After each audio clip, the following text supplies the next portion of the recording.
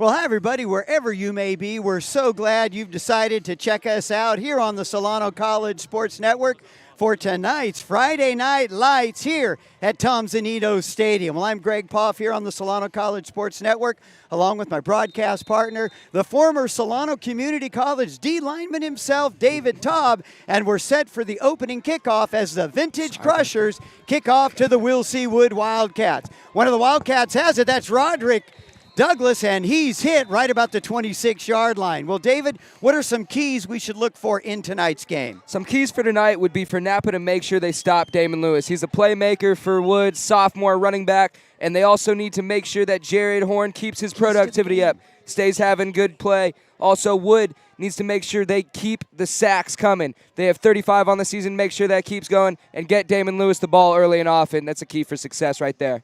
Well, Will C. Wood, a very hot team, 7 in a row, school record, and Tyler Bailey in the shotgun takes a snap, gives it to one of his running backs, cuts to the outside, back inside, and it looks like it's going to be enough for a first down. And one thing we'll see tonight with Will C. Wood, very balanced attack offensively. Very balanced. They actually only have 72 more yards on the ground than they do through the air, and that balance is something that Coach Mraz really emphasize, that their balance is really the key to their success and why they're able to be so successful through the air and on the ground.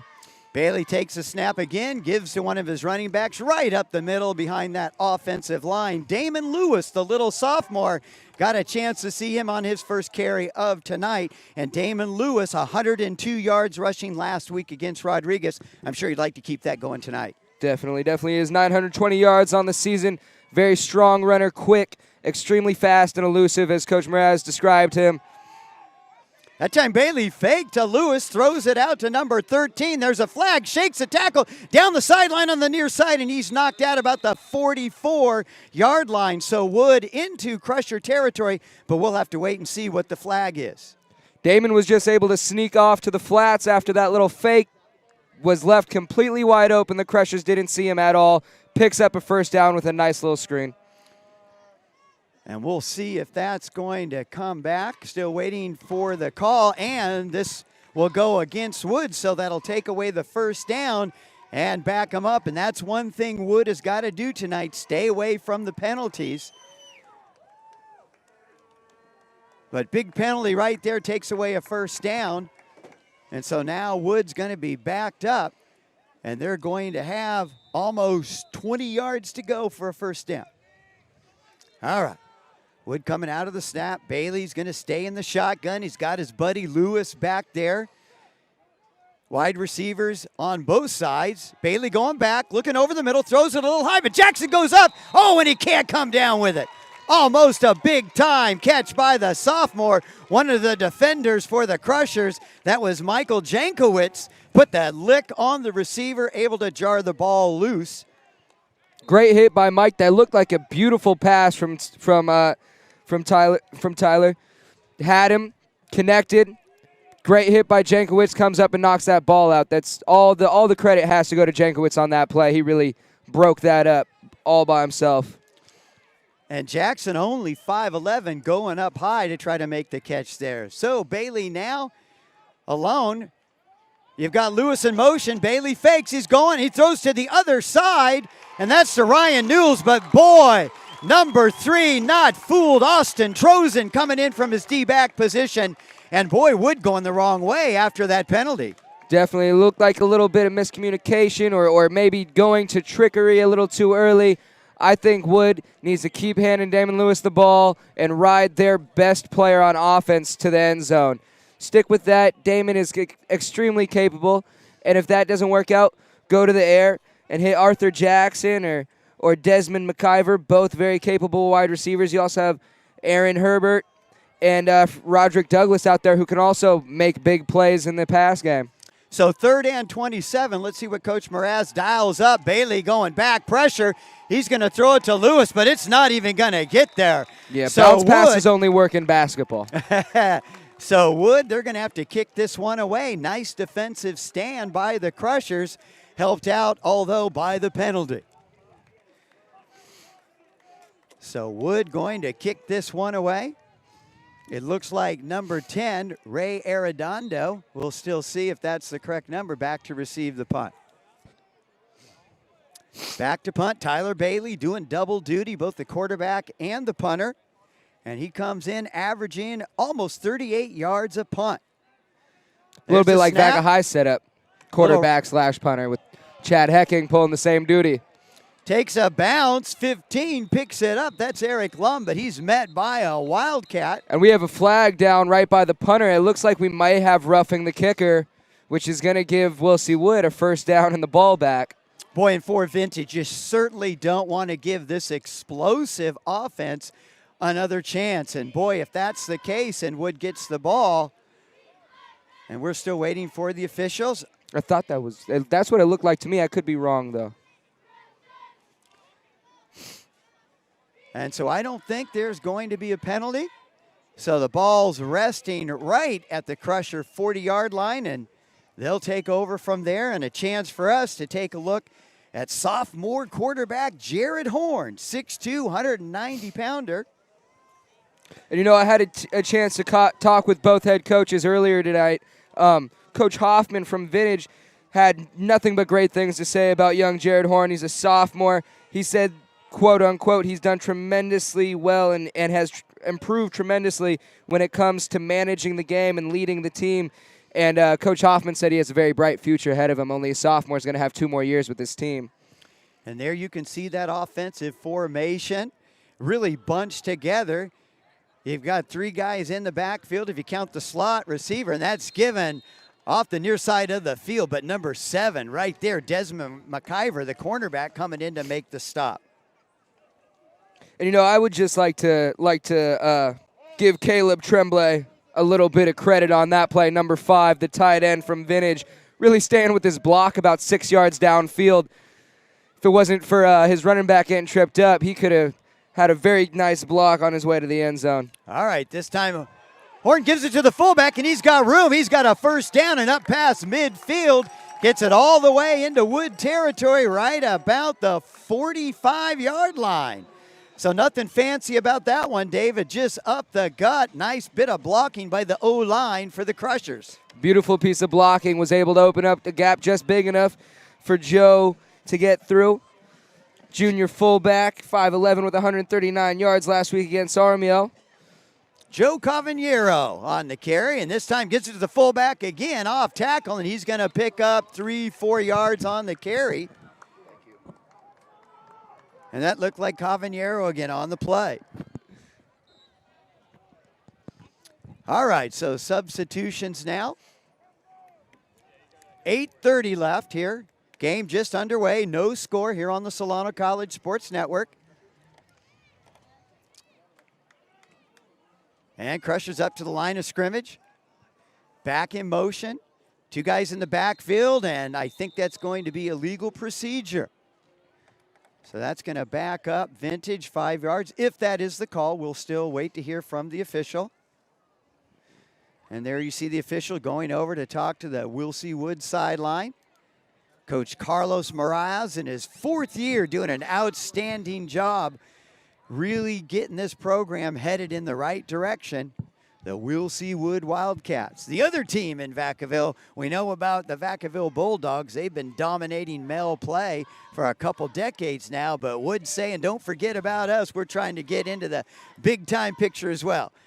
That time Horn gives it to one of the running backs, comes to the near side and able to pick up just a couple yards, knocked out of bounds right about the 40-yard line.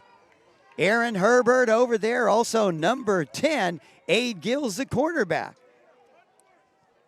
And that looked like Joe Cavagnero on the carry again. And now that this Wilsey Wood defense is out here, I'm interested to see how early Ryan Newells and Frederick Douglass will have an impact in this game, both the big, capable DNs that Coach Mraz talked so favorably of earlier today. Cavagnero has the ball again, off tackle far side, and able to pick up a couple more yards. So Crushers just really trying to move the ball on the ground, play smash mouth football against a pretty stout Wilsey Wood defensive unit. And, you know, Vintage really depends on that run. They're definitely a run team, and that's what Coach Mraz was talking about. If they want to be successful in stopping this Vintage team tonight, they have to stop the run. So there you see the defenders, Ryan Newells and Frederick Douglass, the 2 outstanding defensive ends, and they're really going to have to work to contain this vaunted rushing attack by Vintage. Second guy gets it, and he's met at the line of scrimmage. Nothing doing. Runs into Derek Diaz, number 32, the defensive lineman. Also number 50 coming up, Alex Benny, one of the linebackers, to make the tackle. The first guy that I saw get there made a great tackle right at the line of scrimmage. Number 5, Frederick Douglass. I was just talking about when will they have an impact, Frederick Douglass and Ryan Newells, on this game. And Frederick said right now. Came in, made a great tackle, wrapped his legs up, textbook tackle. They can get more work like that out of him. They should be successful on the defensive side of the ball tonight. So the Crushers give it up on downs, going for it on fourth. Wilsey Wood takes over. Second possession on the evening. Bailey back in the shotgun. Lewis next to him. Fakes to Lewis, throws over the middle, got a receiver, and makes a catch. It's going to be short of the first down pickup of about 7 yards, and I think that was Desmond McIver making the catch. That was Desmond McIver, number 7, with 217 yards on the season so far. Adds a nice little chunk of yardage to that number.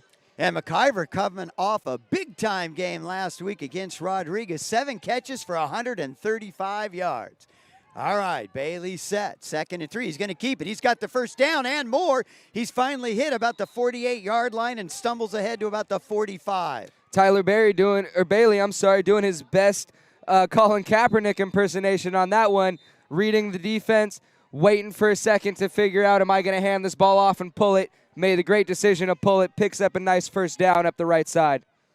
All right, so first down for Wood. Snap to Bailey, fakes to Lewis, and it's hit by a defender that looked like one of the Hernandez brothers, 51. I believe that's Anthony Hernandez coming in to make the stop.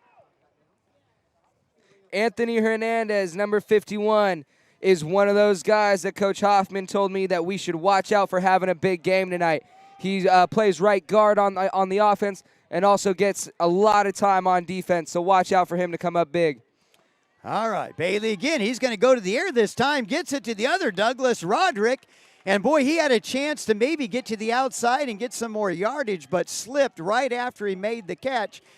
And we'll see if it's enough for the first down. And, David, I think it is. And, it's not especially wet out there. Maybe Roderick needs to check his spikes. Is he missing a couple? I'm not sure what happened right there. You don't usually see players of his caliber slip when conditions are so good. And, not first down, brings up 3rd and 10. So, big play here for Wilsey Wood if they want to keep this drive going. Bailey set. Takes a snap, gives it to Lewis, coming to the near side, looking for room. Gets by one. No, he doesn't. Grabs him by the jersey. That's number 3, Austin Trozen, coming in, hanging on for dear life, and able to get Damon Lewis to the ground before he can get upfield and pick up a first down. That's going to bring up 4th down and probably about 7 yards to go. Damon's not an especially big guy. He's only a sophomore, 5'6" at 165. That really allows Austin Trozen, number 3 from Vintage, to really bring him down with only an arm tackle. I was surprised that he was able to just grab the back of his jersey and take him down, but he is only a sophomore. He is only 165 pounds. Got a couple more years to grow and get stronger. All right. Big 4th and 7. Fake. Bailey going to throw. He puts it up. And boy, I thought that might be interference. It looked like one of the Wood receivers was doing a little ballet with one of the defensive backs. No flag. Refs letting him play, and that falls to the ground incomplete. And so now Vintage will take over on downs. That is extremely surprising. I don't know who initiated contact, but there was definitely PI on somebody's behalf on that play. And really, that ball probably could have been catchable if the wide receiver and the cornerback didn't get tied up there. Yeah, they were just kind of pushing and shoving. Neither one of them really had a good chance to get the ball, and I guess the official couldn't pick which one to throw the flag, so no call, and Vintage takes over. Flip to the running back, 31, trying to get outside, but nothing doing. I think that was Ryan Newells over there to make the stop. Aaron Herbert coming over from his outside linebacker to put the finishing touches on the running back. So pickup of about 2 yards. That's going to bring up 2nd and 8, 2nd and 7. And, Tyler Bailey so far tonight has looked really, really, really good. The only pass that looked that wasn't, perfect or really had a lot of zip and a great spiral on it was that last one where the cornerback and the wide receiver got tied up. And if that wouldn't have happened, that could have been a great touchdown pass. That looked like it would have been on the money if those two guys didn't get tied up trying to get to the ball. On that last play, Horn faked to one of the running backs coming around the outside. I think that was Steven Groff, gave it to the fullback Cavagnero, but only picked up a couple yards there. So 3rd down and 4 for Will C. Wood. 3:45 left here in the first quarter. No score. And Crusher set. Horn going back to pass, but just no chance on that one. Miscommunication. Definitely had to a little be miscommunication between the right quarterback there. and the receiver. Quarterback's expecting a comeback route, and it looked like the wide receiver wanted to take it into the middle of the field there. Definitely it's a miscommunication. Those guys got to get on the same page to avoid those little mistakes because they will kill you in the end. That looked like Nick Lowe Cicero, the intended receiver on that play. And so Vintage, they're going to elect to punt this one away. And standing back looks like number 3, Damon Gidron. Actually, that's Desmond McIver back to receive the punt. There's the snap. Kick is up. It's high but short. McIver coming up. Bounces about 5 yards in front and pretty much dies right there. Will dribble down to about the 20-yard line. So Wood, they're going to take over right at their 20. Still nothing going really for either team offensively. Kind of like watching a prize fight, watching 2 fighters in that first round kind of feel each other out. Well, they're playing chess. It's not checkers. It's a complicated game. They're out there trying to figure each other out still early in the game. We're at 3 minutes and 26 seconds in the first quarter. So both these teams are still trying to find their identity for what they're going to do tonight against one another. All right, Bailey set in the shotgun. Lewis behind him. Gives it to Lewis off to the far side, off tackle, and drives ahead. Maybe picks up 6 yards on the play. Nice hard running by the little sophomore. And you look at Lewis, as you said, David, only 5'6", 165 pounds, and he's a sophomore. Kid's got to be pretty tough to be that small, definitely. starting for Will C. Wood as a running back, and he's got close to 1,000 yards on the season. I mean, he is definitely a ball player with 2 more years left in this system. There's no reason why he can't be an amazing player for this Wood offense for the next 2 years. Has the potential to go on to the next level after this. Well, nothing doing there for Lewis as Jack Cannell comes in from his linebacking spot and drops him for a loss. So now the ball's going to be back inside Wood's own 25-yard line, resting about the 23. And this linebacking core for Vintage, they all have over 80 tackles on the season. They're a very strong linebacking core, and watch for them to really be the leaders and the key to this defense's success tonight. Bailey up behind center, takes a snap, fakes, and boy, he's dropped inside the 20-yard line. Caleb Tremblay, you talked about him earlier coming in. I think it was an outside linebacker, maybe a safety blitz, but boy, he got in there in a hurry. I actually completely missed the sack because I was watching Damon Lewis sell a fake about the best I've ever seen it sold. I thought Damon had the ball, and that's so important as a young guy to understand the importance of faking, because right there, Damon Lewis had 3 Vintage Crushers trying to bring him down. He didn't even have the rock. Only guy didn't go for the fake was Tremblay. Gets in there, gets the sack. So Will C. Wood going to punt this one away. Bailey, a little squibber. It's going to land just past the 40. Almost hit a Crusher. Boy, that could have been a big opportunity for a turnover for Will C. Wood. That was number 1, Brendan Ellis. He's got to do a little better job getting out of the way of that one. That could have been disaster for the Crushers. Yell Peter, let your guys know where that ball is. Get away from it. You do not want to touch that thing because you will be the village idiot for the next week of practice. Yeah, don't want to have to watch that one on film with Definitely the coaches not. doing the critiquing there. Not fun. And you mentioned turnovers. Turnovers are huge for this Wood defense. They average about 2 or almost 2 picks a game. So let's see if they can't get let's see if they can't get Jared Horn to make a couple mistakes tonight and see if they can't turn those into a couple picks. Well, that time Jared Horn gave it to Victor Montanez, and he got some room on the outside and able to bust it for a big run there. That's the biggest gain for the Crushers so far, and they pick up a first down, knocking on the door. Crushers in business in Wood territory. Getting to the end of the first quarter, 1:21 remaining, and Crushers trying to get on the board first. No score yet in this contest tonight. So Crushers break the huddle. Horn content to line up behind his center. Some shifting around going on. Horn ready. Gives it to the first guy through Cavagnero. He busts it ahead, picks up about 4 yards on the carry. Nice hard running by the running back, the junior. You know, this vintage offense has many guys that are completely capable of running this ball. Joe Cavagnero. That's a tough one, That isn't is it? hard. Cavagnero. Victor Montanez and Eric Loom, all very capable at running the ball. So as long as they can keep doing running back by committee, keeping their guys fresh with fresh legs, that is going to be a huge thing for them to keep this run game going. And very interesting the way the Crushers line up, switch the line over to the near side. This time it goes, I think that's Cavagnero. Man, he is blasted by number 45, Jordan Boyd, the middle linebacker coming in there for the stop. And Jordan Boyd is another one of those sophomore starters for this Wilsey Wood Wildcat defense. 5'11", 180, came in there and laid a hit like he was about 225 on that one. So nice play by the defensive unit there.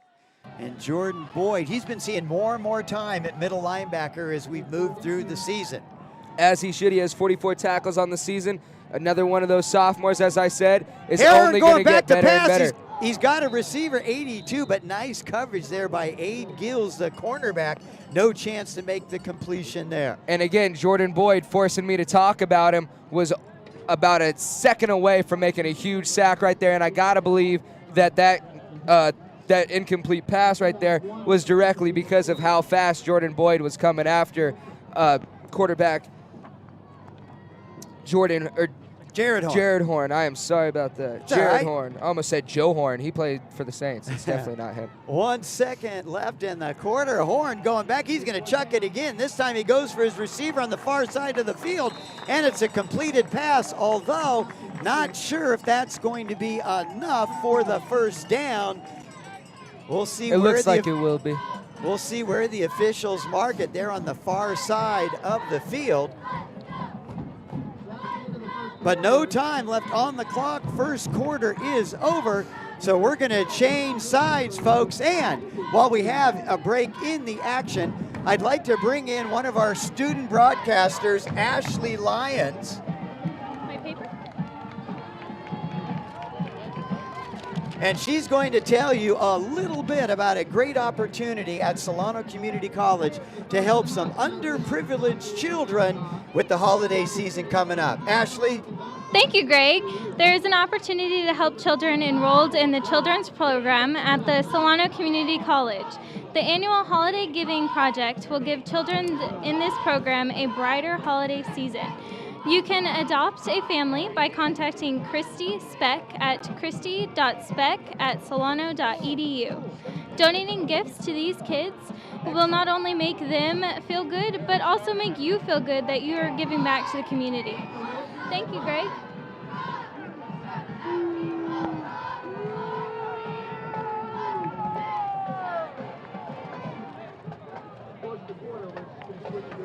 All right, well, we're just about ready to get things started here in the second quarter. No score. And David, what are your thoughts on the first quarter? The first quarter, both teams are still, I think, trying to figure out what they're trying to do against one another. Still looking at what each side is giving them and what they can get away with here. I think Vintage needs to go back to their run game, try to pound the ball up in there, and allow the run game to open up some opportunities to the air. Same thing for Wood, though. I think Wood needs to get Damon Lewis the ball. They need to get him out into some space and let him do what he does best. Yeah, so far I've been pretty impressed with the Crusher defense, especially really doing a good job in the first quarter containing Damon Lewis, and really haven't let the Wildcats get untracked with the passing game. Definitely. And that's one thing when you look at this Wildcat offense. They come in averaging 34 points a game, but very balanced running and throwing the ball. So Tyler Bailey is set. He's going to fake to Lewis, and it's tipped by a defender, almost intercepted by number 8, Michael Odell, one of the D-backs for the Crushers. And that was number 5. Again, Caleb Tremblay coming in to make that tip and almost allowing his teammate to come in and make a huge pick right by their own end zone. That would have been gigantic for the Crushers. Too bad they couldn't get that opportunity to go their way. All right, so Bailey getting in the shotgun. Boy, they've been running that spread formation, and that's what you'll see. Bailey's going to take it. Now flips to Lewis low, and he's got to go down to get it and falls down. So bad pitch by Bailey. And boy, Lewis looked like he might have had a chance to get around the edge and pick up some big yardage there. You know, sometimes this field can act like another defender. This Vaca High field has been real grass since day one and has always been one of the harder surfaces to play on the MEL. It ends up getting beat up in the middle. There's two teams always playing here that doesn't get an off week throughout the whole season. So it gets beat up pretty bad, and kids end up tripping over clumps and divots. So the field can act as your 12th defender sometimes, which is kind of nice. That time Bailey was going for Jackson. Looked like he was running a post route on the far side of the field, and Bailey threw it a little bit high. Jackson went up to try to make the catch, and I think that's going to be a pass interference call against one of the Crushers. We'll still wait to get the official word from the official. You see the officials there talking it over. And a couple of the Wildcats. You got 55, Gabe Moya, double duty tonight, both at center and linebacker. That's going to be pass interference, so that's going to go against the Crushers. More importantly, that'll give Will C. Wood a first down and keep this drive going as the second quarter just underway. And you know, this Will C. Wood offensive line really needs to start to win some battles here. The trenches have been mostly a stalemate all night. They've been able to open up some little gaps for Damon to get through. He's a small guy, so he doesn't need much room. But they really need to start reestablishing that line of scrimmage behind a foot behind the defensive line, so that Damon has a chance to go. All right, Bailey set. Ball resting at the 45, 1st and 10. One of the Wood guys in motion. I think that's Lewis, and he's going to take the rock, but nothing. Doing another excellent play there by one of the defenders. That looked like number 43. That was Nick Schmackel. I've been waiting to say that name all night. Nick Schmackel making the stop there. Nice play. You know, and they're depending a lot on Damon right now, and it's allowing Vintage to key on him more than other guys, and they really need to start to get some other Wildcats involved in this offense. All right, Bailey set. Quick throw right over the middle to Douglas. That's Roderick, and he's going to get it upfield to the 50. I don't know if he fumbled it and Vintage recovered. I think they're going to say the ball's dead, and that's going to be a first down, another one on this drive for the Wildcats. Speaking of getting other guys involved, Roderick Douglas coming up with a big first down for the Wildcats.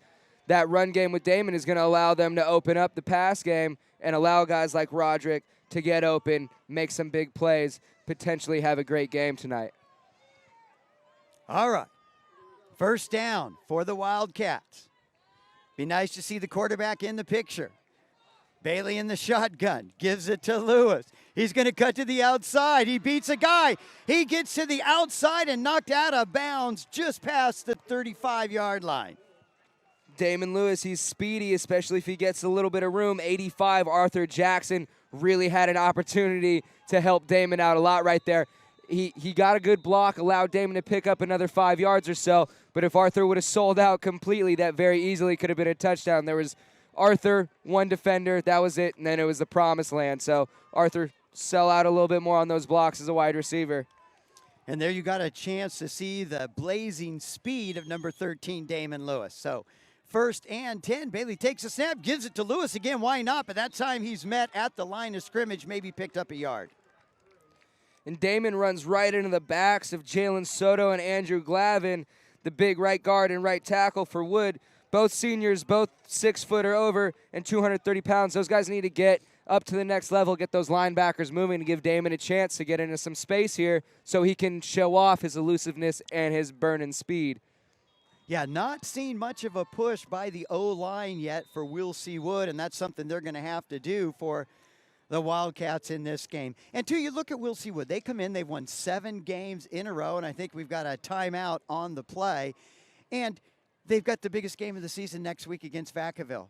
And that game could actually have some meaning this year. The Black and Blue Bowl is usually just a chance for Vacaville to beat up on Wood, the crosstown rival. But this year, the Black and Blue Bowl could very easily be the MEL title game. Well, and that game, even if you look at the game tonight, more important for Vintage, of course, and Vintage not out of the running. They win tonight. They beat Napa next week. And if Wood beats Vacaville, you've got a three-way tie for first. The MEL title. Wood, on the other hand, they can lose this game tonight. Still, they beat Vacaville next week.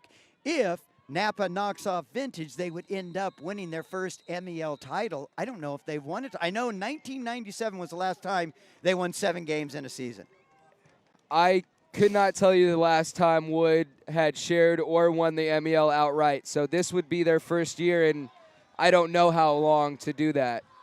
Bailey that time throws a strike to Jackson and picks up another first down. So Wood on the move. Looks like they're getting their offense clicking. And what you're seeing now with Will C. Wood is what they've been doing all season. Very balanced attack offensively, exactly what you said, David, at the start of the game. One of the keys for this Wildcat offense. Again, Coach Mraz said that was the biggest thing for their offensive success, was keeping a balanced game plan. So trips on the near side, but Lewis gets the carry and takes it upfield. Dives across the line of scrimmage. He's going to pick up about 2.5 yards on the carry. Again, this Will C. Wood offensive line needs to start getting some things going here. They need to start getting a push because they have running backs that are more than capable of, once they get in space, of making things happen and scoring, but they just can't seem to get past that first line of defenders. This offensive line needs to uproot some of these guys, open some gaps, give their playmakers a chance. All right, so Bailey set in the shotgun, takes it, gives it to Lewis again, but he's going to be dropped for a loss. Nice play by one of the Crushers. I think that was Anthony Hernandez again, number 51, coming in from his linebacker position to make a stop. And you talk about Anthony Hernandez, comes in with 67 tackles on the season, 3.5 sacks. So he likes to get up past the line of scrimmage. Excellent play that time, bringing Lewis down for a big loss. Anthony Hernandez, one of those players Coach Hoffman told me to watch out for to have a big game. Big kid at 6'2", 235, a senior. Let's see if he doesn't end up somewhere after this year. So Bailey all alone in the shotgun. He got Lewis in motion. He fakes to Lewis. He's going to go to the far side of the field. He throws for Jackson just too high and almost an interception by one of the Crushers. Looked like that was Jankowitz in coverage over there, number 2. Jankowitz almost coming up with a huge pick down there in the end zone. That would have been a huge momentum shifter for this game. Wood starting to get close to the end zone, starting to knock on the door. And Vintage, if they could have came up with a pick right there, would have been a huge breath of air into their offense. And pretty gutsy throw by Bailey. That shows how much he trusts his receiver. He was thrown into double coverage.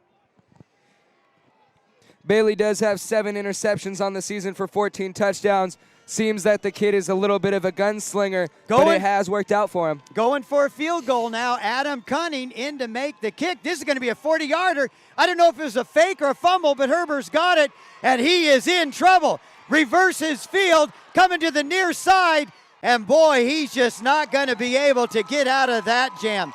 And I don't think that was a fake, David. I think it was a poor snap. Definitely. Herbert fumbled it and then tried to make something happen. It Didn't work. That is exactly what happened. Bad snap led to the holder trying to make something happen on his own, just running him around back there looking for anything. I want to point out a devastating block that Jason Garner, number 44 from Will C. Wood, just had to free number 15 to try to make a couple more things happen back there, Aaron Herbert. So Aaron Herbert, you owe Mr. Gardner a high five at the end of this game. Jared Horn gives to one of the backs that time, fights upfield for about 5 yards. We'll see where the official spots it. He's going to put it right about the 38-yard line. So that's going to bring up a second and about 7, maybe 7.5 yards. Jared Horn, he's been content, too, to line up right behind the center. Hagen Breezy, number 60. He's got one running back behind him, another in motion. He's going to give it to the first guy through. That's number 7. Fights for a couple yards. That's Scott Moles, the fullback, senior, 5'11", 185-pounder. Fights ahead for a couple yards there. You know, we were just talking about Will C. Wood's offensive line needing to step it up and start to win that battle, but it's the same story for Vintage.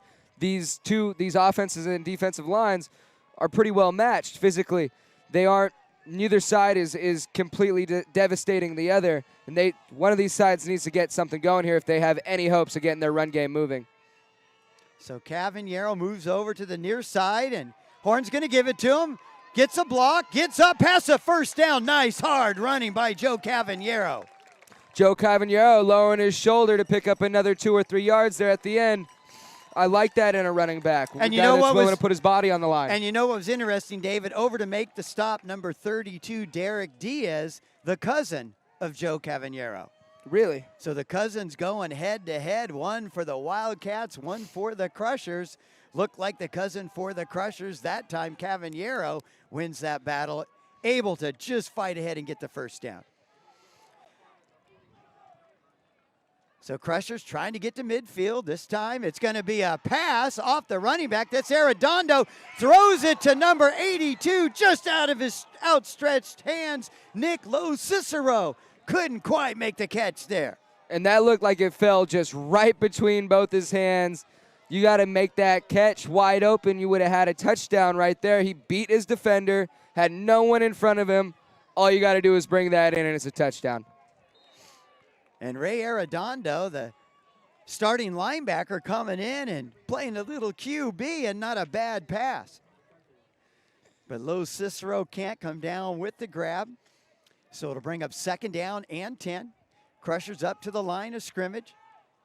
Wood getting set. 3 guys on the line of scrimmage defensively. Another backer coming through and just, Joe Cavaniero. I thought he was going to be stopped at the line of scrimmage. Fights ahead for a couple yards before McIver and Douglas able to get him to the ground. Joe Cavaniero able to get that big body going because he never stops moving his feet.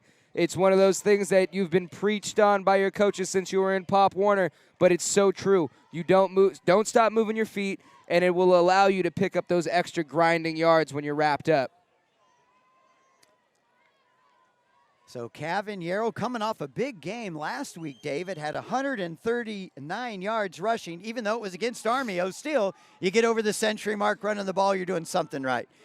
This time Horn fakes it. He's going to go back and throw a little screen pass over the head. And that was over the head of number 15, Lum. And that's going to be a flag. And I think that's going to go against number 32 for the Wildcats, Derek Diaz. No, they're picking it up. I was going to say, I'm not sure where the penalty would be. Number 32 from Wood came up and made a pretty good play that, it appeared to me, Derek Diaz came up and really made sure that ball was going to not be catchable. I like the play from Derek Diaz. We were always told, I don't care if you make aggressive penalties, but just don't make stupid penalties. So I'm all right with that. That's aggressive play. All right, so the Crushers, they're going to have to punt this away. Desmond McIver back. He'll receive this one for the Wildcats. Punter set. Gets his foot into this one. McIver's going to take this right about the 22. He's going to try to do something, but no chance there. Ray Arredondo and a host of Crusher tacklers driving back past the 20-yard line. I always used to love that as a player. If someone got there before you and held up the runner, let everybody else get to the party. It's fun. Yeah, it's always fun. Well, McIver, the brunt of that party there as he loses some yards. I thought that was a pretty gutsy attempt there. I might have called the fair catch on that one, but McIver got to like his attitude and toughness, tried to make something happen. So still no score, getting down to 4 minutes left here in the first half.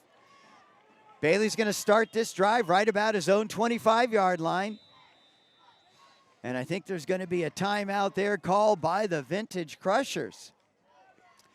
So Vintage doing a good job hanging around in this one, playing pretty solid defense. And Wood had a pretty good drive going the last time they had the football, but the Crushers able to hold strong, almost came up with the pick in the end zone.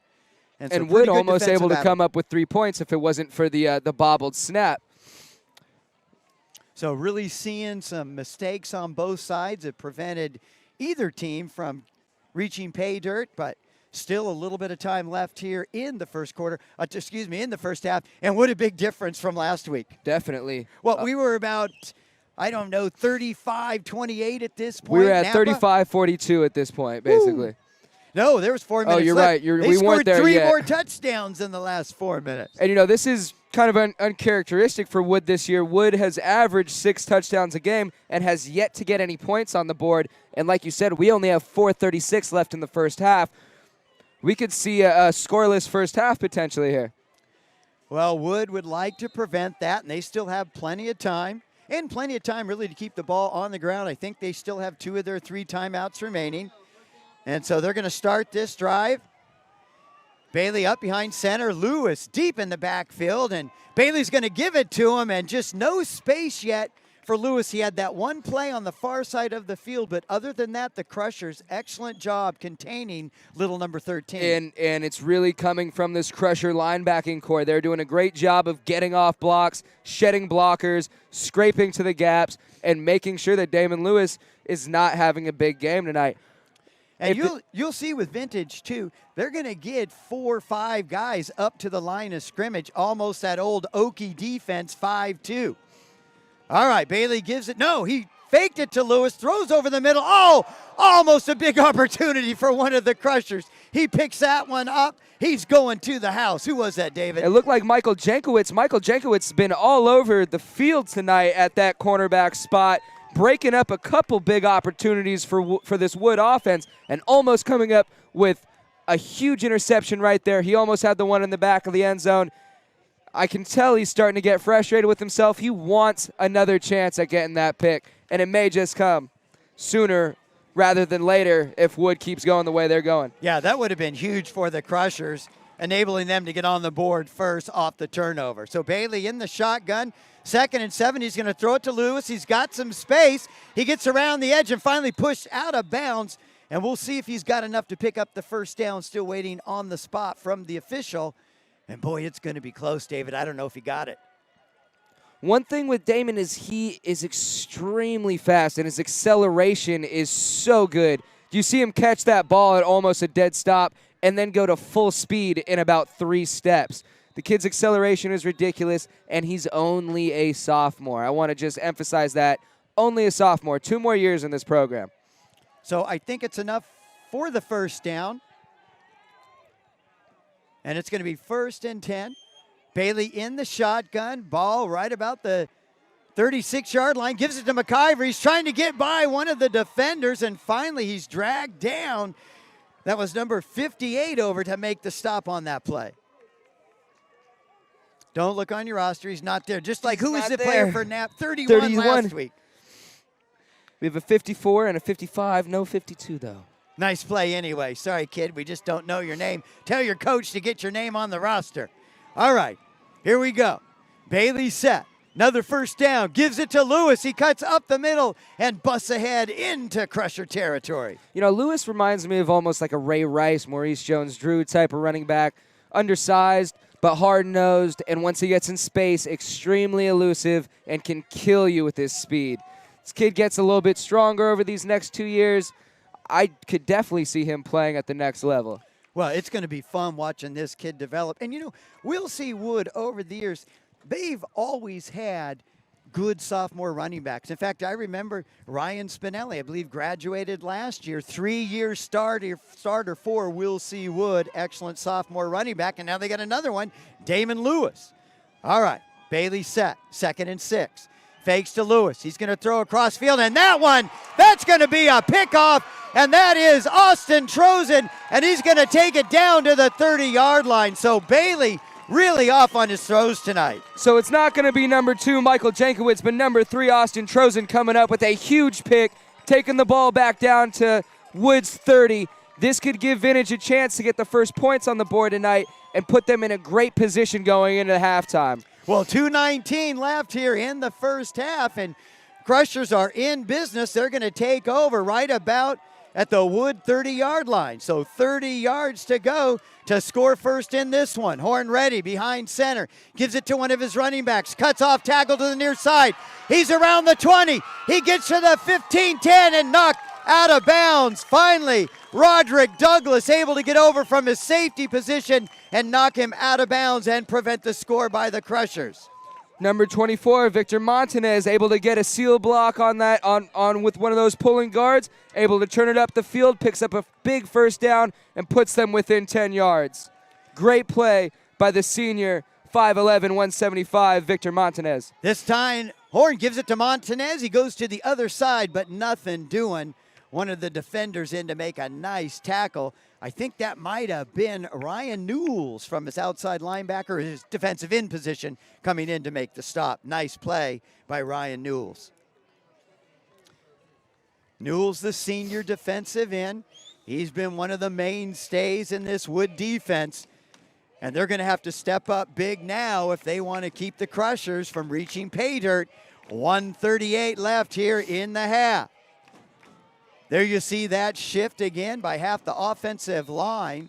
And that's going to be a timeout by Vintage. So Coach Kyle Hoffman didn't like what he saw, took a look at the Wood defense and probably were set up for whatever play they were running. He's going to use his final timeout, call his players over to the sideline, and they'll see if they can dial something up to get in the end zone with the 1:30 left here in the first half. This is Coach Hoffman's first year with the Crushers. He's a young guy. When I went and interviewed him today, I was expecting someone a little bit older. He only looks to be a couple years older than myself, and he seems like the type of coach that's willing to take a couple more risks, willing to put it on the line and go for those high-risk, high-reward type of plays, and I'm thinking that might be what he's dialing up right now.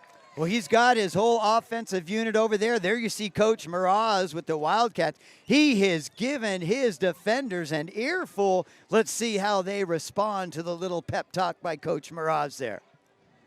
And Coach Miraz is a pretty intense guy. He I is. also had a chance to talk with him, a man of few words, but those words have a lot of weight. So these guys know Coach Miraz is an intense guy and gets the best out of his players. And he's got a brilliant defensive mind.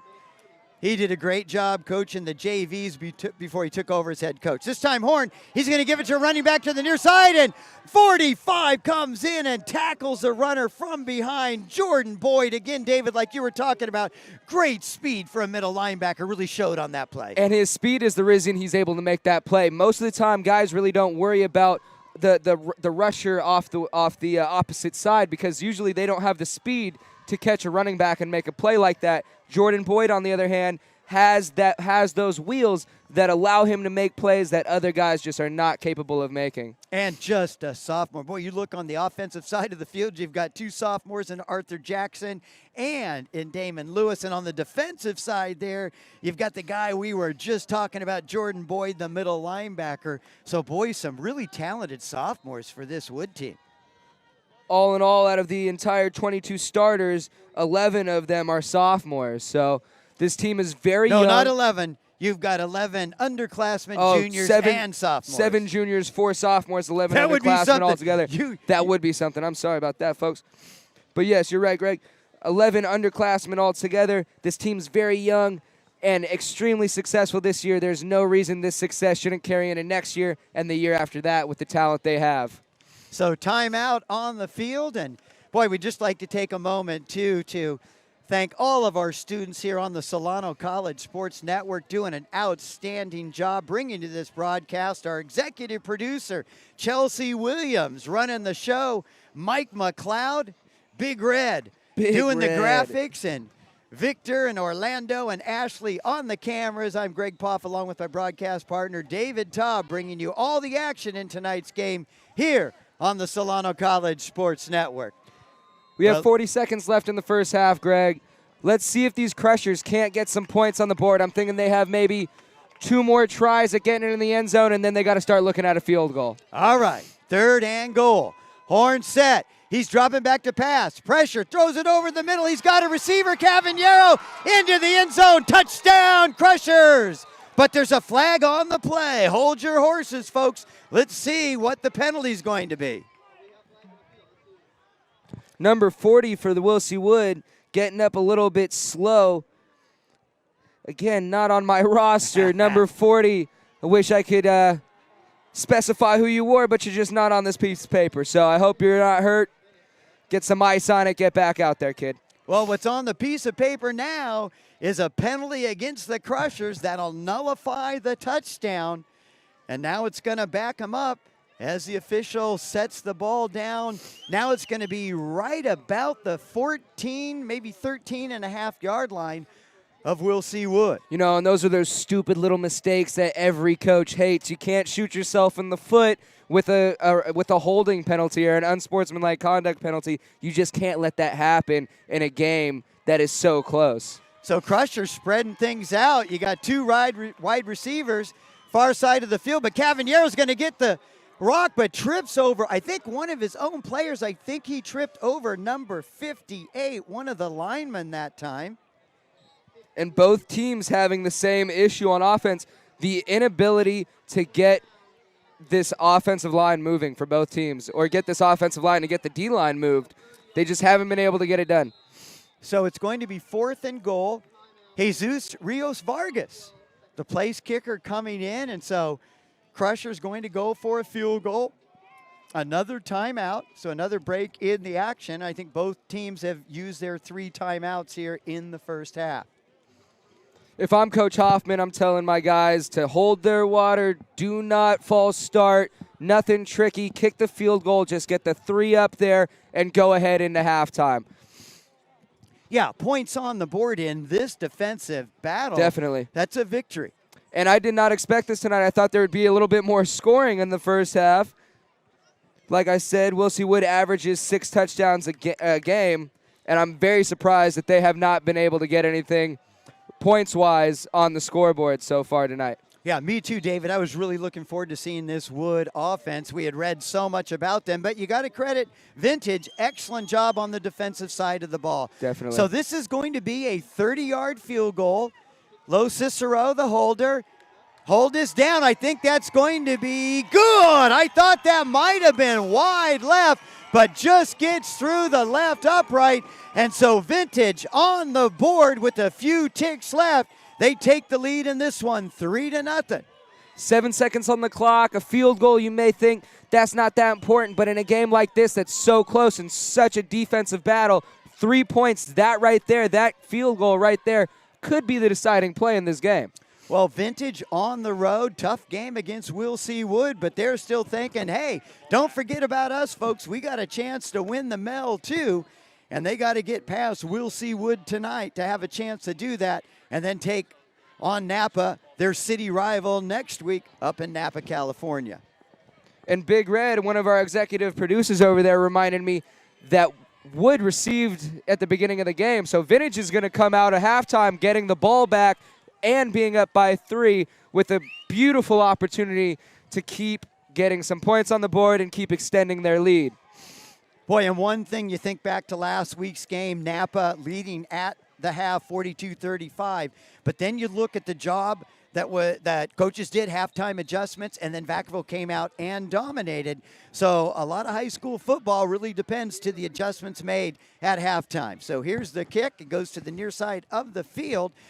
Dies right in front of one of the ball carriers there. I think that's Gidrun, and he has no chance for a return. He's brought down inside the 10-yard line. So nice hustle there by one of the Crushers. Great play by one of the Crushers down there to make a solo open field tackle. It's a hard thing to do with such shifty and skilled or talented skill players back there. It's hard to get a beat on him and actually make great contact like he did just there. All right, so we'll see if Bailey's intent to just take a knee. It looks like they're going to come out in victory formation going to the half, try to make some adjustments. Yeah, don't want to take any chances No. here. Another turnover. And Bailey, he's really struggled in the first half. He's going to have to really improve when he comes out in the second half. And you know what? Bailey's the ball coming out of Bailey's hand looks nice. It's just the accuracy is a little bit off right now. He's a little high, needs to bring that ball down a little bit. And a couple of those balls that sailed over his wide receivers' heads could have been some huge plays in the first half for them. All right, folks, well, that'll do it for us here. First half score, Vintage up over Will C. Wood 3-0. We've got a couple commercial messages for you, and we'll see you back for the start of the second half. Well, hi, everybody. Greg Poff here in the Solano College Sports Network Studio B to talk about a great opportunity for any of you that are aspiring sports broadcasters, or perhaps you just like to work behind the scenes when it comes to sports broadcast productions. Here at Solano Community College, we are one of the few colleges in the nation that have an actual sports broadcasting class Communication Studies 75. You can take that class any semester here at Solano, and we'd sure like to see you here in the spring semester every Wednesday afternoon here in the Solano Community College TV studio. We've got a job for you. Could be behind the mic, could be running the CGs, running the switcher board, or even behind a camera. Lots of opportunities to get involved and learn what it takes to have a career in sports broadcasting. Also look for our telecasts on the Fairfield Cable Access channel and also on our Solano College YouTube channel. This fall semester we'll be covering women's soccer, women's volleyball. We'll also throw in a few Vacaville High School football games, and at the end of the semester we'll start bringing you broadcasts of both Solano men's and women's basketball.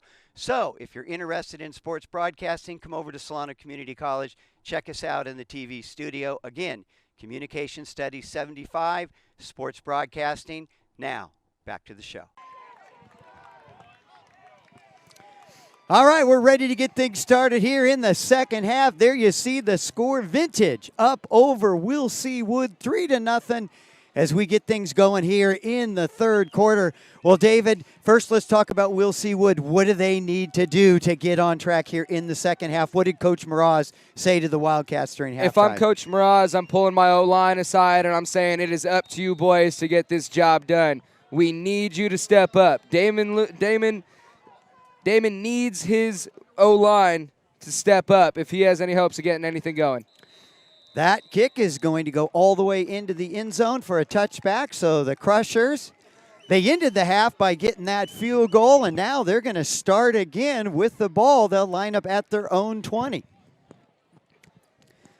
So and that interception from Austin Trozen really set up that field goal, allowing them to go up 3-0 into halftime. Well, you talked about this at the start of the game. Keys to the game, can't turn the ball over.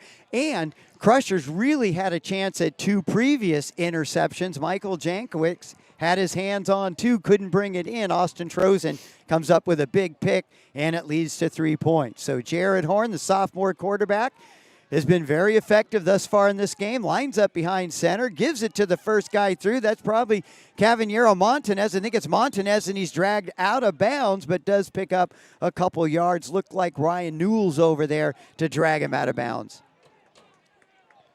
Desmond McIver also coming in from his cornerback position. And we'll see Wood really just didn't have an opportunity to turn it upfield. There was no gap there, just ended up stringing it out to the sideline. Got to start getting some north to south movement rather than east to west. All right, so Jared Horn set. Again, lines up behind center.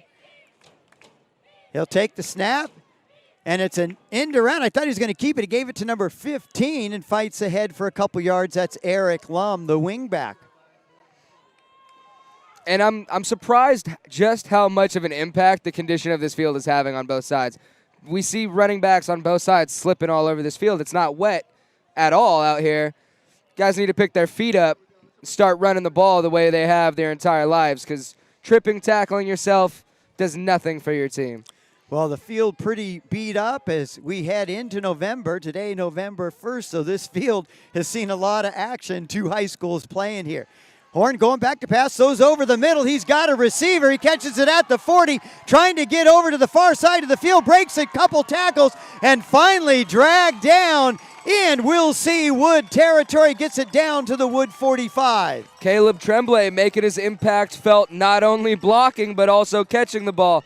Big tight end, not the fastest guy out there, but sure-handed, brings the ball in for a good yard, or a good gain. And Caleb Tremblay, younger brother of Josh Tremblay, outstanding lineman for the Crushers, also played at Solano Community College. So little bro Caleb showing what he can do as well. Nice catch, and especially running tough after the reception. So Jared Horn brings his Crushers up to the line of scrimmage. You got a guy in motion, that's Lum. Horn going back to throw it. Ball is tipped, almost picked off, but caught by a Crusher. And gets it down inside the 40-yard line. That's Lo Cicero. Lo Cicero. How can a speech major mess up on that name? Lo Cicero. Lo Cicero brought down by DePlato. And, maybe we're starting to see Coach Hoffman start to rely a little bit more on the pass, because so far neither team able to get too much going with the run game. All right, this fake to Lum. Horn going back, throws over the middle and right through the hands. I think that was Montanez, one of the backs out, and just kind of sat down in the middle. I thought Wood was in a zone, found a seam, and Horn hit him, but just through the hands of the running back, couldn't secure it. Would have been enough for a first down. And, Montanez tried to pull the ball in before he actually had it in his hands. Catch it, go through your progressions as a wide receiver. Catch the ball, bring it in, turn and run. Do it in that order. All right, this time Horn gives it to one of his halfbacks, runs to the near side of the field, and tries to pick up the first down. And I think he's got enough for the first. That's Montanez again. They're lucky they only needed a little bit for that first, because really, Wilsey Wood's defense doing a very good job in gap control and forcing them to string these plays out to the sideline. And that was enough for the first down, so the Crushers in business here. Got a drive going to open things up here in the second half. Already up 3-0. They'd like to add some points to that lead.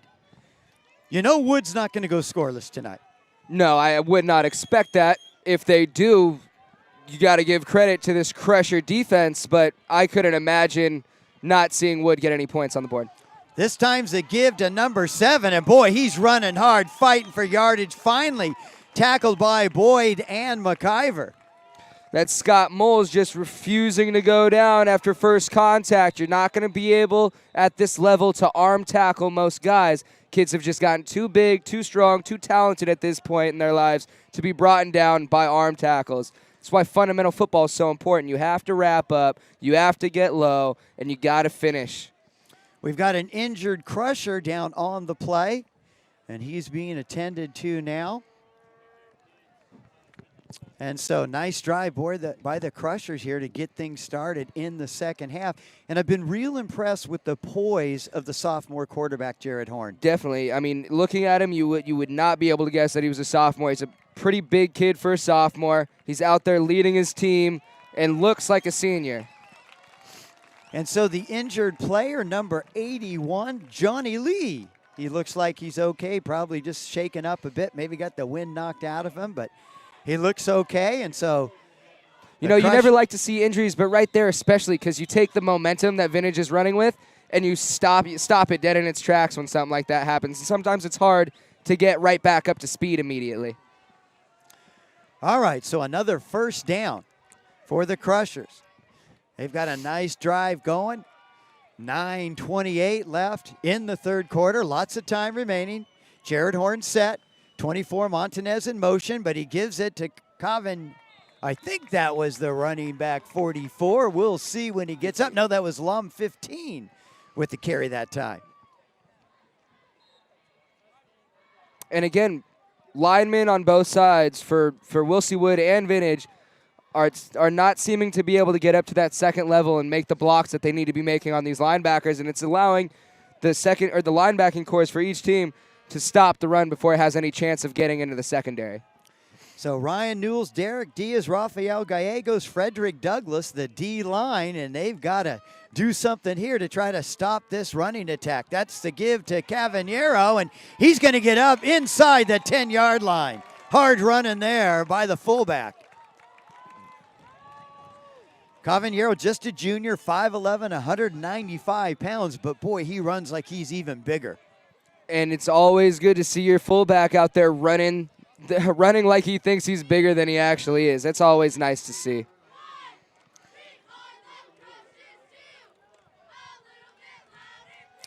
So 8:15 left. There you see the Wilsey Wood defenders getting ready. Ryan Newells there, number 2, the defensive end. Jared Horn up to the line of scrimmage, line shift. Now they're set, 2 guys in the backfield. Looked like Cavaniero lined up at fullback, and 81, Johnny Lee, in at the tailback position. But there's going to be a timeout. Looks like Coach Hoffman wants to talk over what's going on with his offense, get a solid game plan in there, make sure everybody's on the same page for what could be a culmination to a great drive in the form of a touchdown. And, Vintage has dominated this series if you look at the overall series. But in the last 4 games, Wood has won 3 of those 4. And that's after losing 8 in a row against the Crushers. The overall series is led by Vintage. They've won 14 to Wilsey Wood's 9 wins. But last year, Wood had their way with the Crushers, winning that one 41-22. 2011, Wood lost to the Crushers 38-33. But in 09 and 2010, 2 pretty one-sided wins by Wood. So they've dominated this series the last 4 years. Not happening here tonight. All right, so timeout is over. Jared Horn, the quarterback, just a sophomore. Line shifts over to the left side. Horn ready. He's going to give it to, no, it's a give it. He gave it to the first guy up the middle. I was completely fooled. And he's going to get a couple yards on the carry. I was faked out on that one, too. I had no idea who had the ball. And as you were talking about just a second ago, the domination of the series by Vintage historically, but in the last 4 years, Wood has really dominated with 3 wins in those 4 years, and all those wins come under Coach Mraz once he got here. So it looks like Coach Mraz has his team on the right track and is getting his kids to buy in. All right. Horn ready, gives it to the first guy through, and he's in for a score. And David's still looking for the number. That's 44, Cavaniero. Another big run by the junior. And so now 9-0 lead. They're going to try to get it to 10 here as we get things underway in the second half. And Joe Cavaniero with the first touchdown of the night. That's a huge, huge gain for this Vintage team. Now they know we can get it in the end zone. Keep doing what we're doing. A great, great end to a great drive. So Jesus Rios Vargas in, and he's going to knock this one through. And the Vintage Crushers up 10-0 over the Wilsey Wood Wildcats. And I don't know if we could have a more opposite style game from what we covered last week. Yeah. Last week we go into the halftime, I believe, 35-42. Now we come back with 10-0 with about 7 minutes left to go in the third. Completely different styles of games. And I was expecting tonight to be more like last week and last week to be more like tonight. Yeah, I too was really expecting to see this Wood offense really give a show like they've been doing. I mean, they're coming off a huge victory last week over Rodriguez. They scored 48 points. They had 524 yards in total offense. But Vintage coming in tonight, Mel title hopes still in line. Must win game for the Crushers, and they're playing like it tonight. Definitely. So Vintage, they'll kick the ball away. It's a low line drive. It's going to be fielded by number 10. I think that's Ade Gills, and he's got some space, gets it up to about the 34-yard line. They got speed all over this Wilsey Wood Wildcat team. That was number 16. So not Diego number 10. Garcia, showing that he's got wheels just as good as Damon Lewis. Well, boy, how would Wilsey Wood like to see a big run here by Damon Lewis? He's That's kind of what been they're praying kept for. in track all night. He'd like to get untracked right here. All right, let's see what the Wildcats dial up. Trips to the near side of the field. Lewis in the backfield. Bailey in the shotgun. Bailey barking out signals. Motions over to Lewis. Goes to the other side. Fakes to Lewis. Throws to his receiver, and he's immediately brought down. That's probably going to be Desmond McIver on the play. You know, the success of screens really depends on the success of the running game. So as long as Vintage is able to stop this running game, I don't see screens really working for this Wilsey Wood Wildcat offense. That was Arthur Jackson, the receiver of the pass play that time, but not much of a gain. That's going to bring up second down and about 8. Again, now different formation. You can see trips right there on your screen.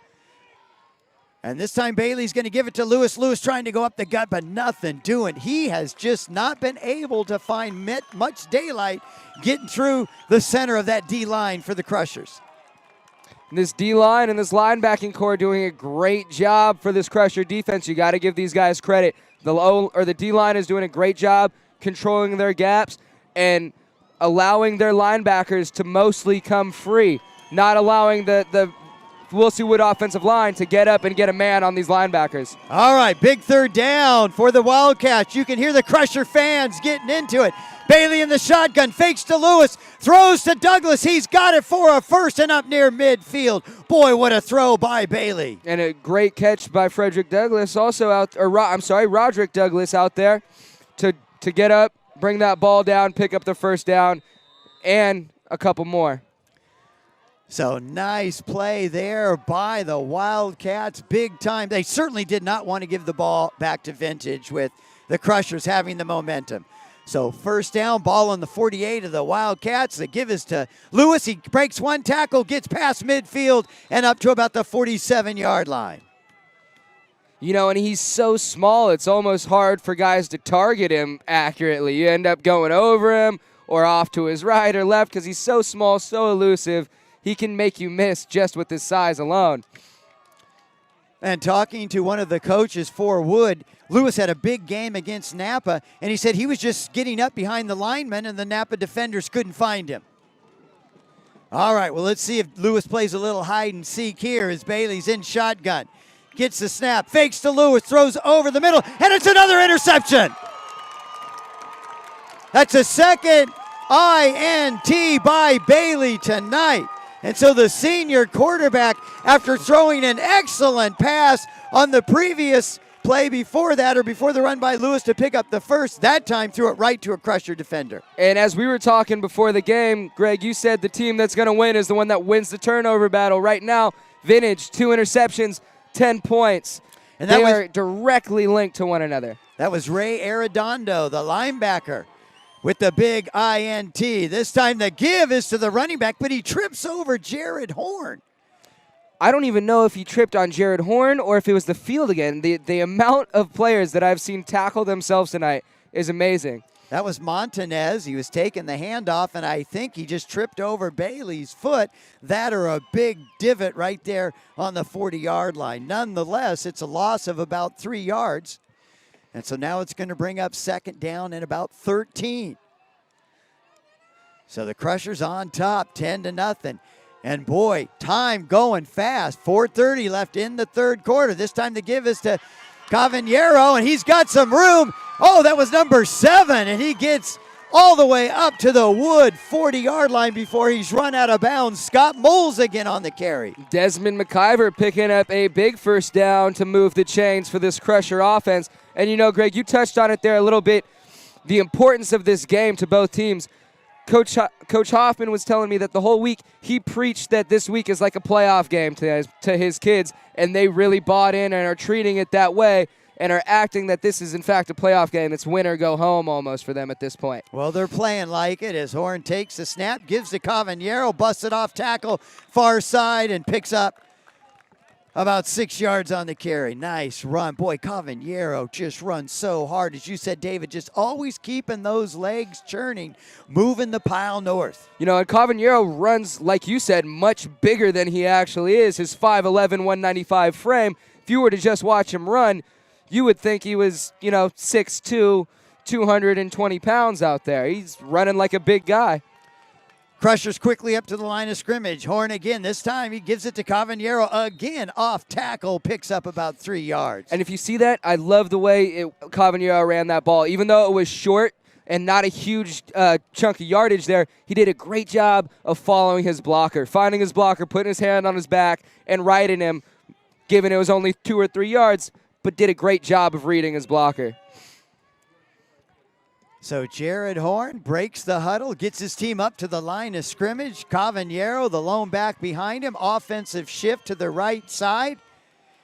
Horn takes it, gives it to Cavagnero, this time off tackle, other side, and he keeps going all the way down past the 25-yard line of the Wildcats. That's another first down for the Crushers. And, number 5, Frederick Douglass, again, getting his arm tackle beat. He's got to realize that you cannot arm tackle at this level. You have to play fundamental football. If you don't, you're going to lose most of the time. And Douglas comes into this game with 80 tackles on the season. One of their better defensive players. 24 tackles for loss by Frederick Douglass. Boy, he'd like to get a big tackle for a loss right here. Wildcats need it. First and 10. Horns got it. That's probably going to be Cavagnero again to the near side. And boy, he's picking up positive yardage every time he touches the rock. That's another first down for the Crushers. And in games like this, it sometimes comes down to just who wants it more. And this huge jump in success for this Wildcat team may be working against them right now. And so not a first down. That big pole kind of blocked me from the other first down marker. That's going to be 2nd and 5. Ball just inside the 20-yard line. There's the shift again. Horn ready. Cavagnero and Moles has got it, and he busts upfield. He's still going. Touchdown, Crushers. Scott Moles into the end zone. Crushers now with a 16-0 lead. Number 7, Scott Moles, refusing to be denied from the end zone, lowers his shoulder, breaks one tackle, and gets the rock in there for another 6. And nothing fancy about that drive, David. That was just smash mouth football. Cavagnero just getting the ball, running off tackle either side, and the Crushers find pay dirt for the second time tonight. But you know what? I love the way that drive was ran, the way they managed that drive, managed the clock. They held on to the football for about 4 minutes of that quarter. And so the PAT is good. That makes the lead now 17-0. Things getting tougher for the Wildcats here. We're getting close to the fourth quarter, and they've spotted the Crushers 17 points. We're going to find out how explosive this offense really is. And I was talking about that success and having it work against them. When you're so successful, it sometimes makes you think you can take some weeks off throughout the season, and really you got to fight that. And when success is kind of a new thing for a team, that's when it really, the opportunity for that taking a week off has to rear its ugly head. And Carlos Meraz, that's one thing he's really working on with this team, really trying to create a winning environment, a winning attitude. And these are the games that really challenge you to really understand what winning's about. You've got to be able, and this as a former Bulldog and player for Solano, you have to be able to overcome adversity. Definitely. All right. Here's the kick, and it's a pretty good one. It's going to drive McIver back. He's going to take it out of the end zone, but can't do that in high school football. Take it up to the 20, son. That's where the Wildcats will begin this drive as we're nearing the end of the third quarter. And like you said, these type of games are really the games that test your players. If I'm Coach Meraz over there, I'm watching to see how my players are carrying themselves, their body language, how they're acting, what their attitude is like on the sideline. Because they're still in this game. There's still a quarter of football to play here. Yeah, and especially Tyler Bailey, the quarterback. He's a senior, but he's struggled tonight. Let's see if he can turn it around. All right, so Wood takes over. Aaron Herbert now up behind center, takes a snap. He's going to give it to Lewis. Lewis is going to cut. Gets a little bit of a hole, fights for yardage, tough running there, and now it's going to be a flag, and I think that's going to go against the Crushers. We'll see.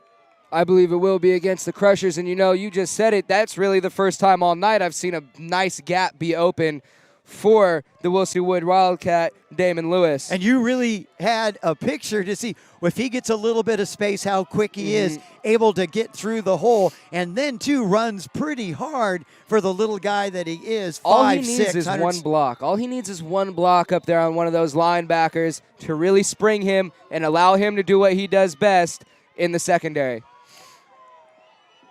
All right, so Aaron Herbert in at quarterback again, lines up behind center. Lewis all alone in the backfield. He almost falls down. He's going to go back to pass, but boy, no chance. He is swarmed by 3 vintage Crushers, led by 51 Hernandez. Boy, we've been calling his name a lot tonight.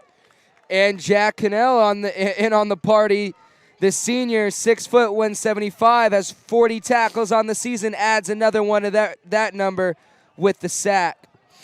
And so Herbert now goes out. Tyler Bailey coming back in, and Herbert has been a very good backup quarterback. Gets a little bit of action, but now Bailey back in. 2nd and 16. Bit of a hole for the senior. Let's see if he can dig his way out. He's set. 13 in motion. That's Lewis. Fakes to him. He's going to throw it. And he doesn't have a chance. He is sacked. again is that number 51, Hernandez. He has been all over the field tonight. One of those players that Coach Hoffman told us to look out for, having a big game, goes both ways, has definitely made his impact felt here on the defensive side of the ball. This is what I thought I would see from Frederick Douglass and Ryan Newells tonight, but it's been the Crushers and their linebackers and defensive line that have really stepped up big tonight. They have really created problems, and they play excellent football up in the box, 7, sometimes 8 guys running that 5-2, and that's created problems for the Wood offense. Looking at both sidelines right now, you can tell these vintage guys want it so bad. They want this win. All right, well, we are at the end of the third quarter, folks. We're going to take a quick break, and we've got a commercial for you. We'll be back for all the exciting action here in the fourth quarter. Sorry about that. I didn't know. It's good.